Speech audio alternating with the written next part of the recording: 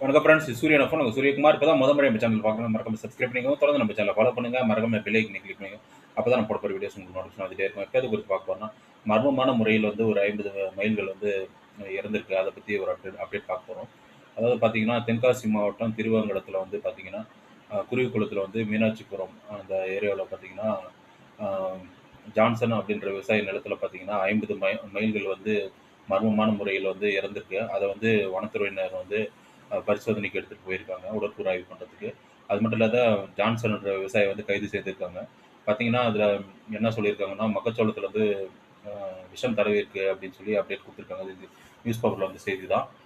பார்த்தீங்கன்னா, அந்த ஏரியாவில் வந்து பார்த்தீங்கன்னா, காட்டுப்பன்றிகள் அப்புறம் பறவைகள்லாம் வந்து வனவிலங்குகள்லாம் வந்து விவசாய நிலத்தை வந்து சேதப்படுத்துறதுக்காக அந்த மாதிரி பண்ணியிருக்காங்களா என்னன்னு சொல்லிட்டு அதை விசாரிக்கிறாங்க, என்கொயரி பண்ணுறாங்க.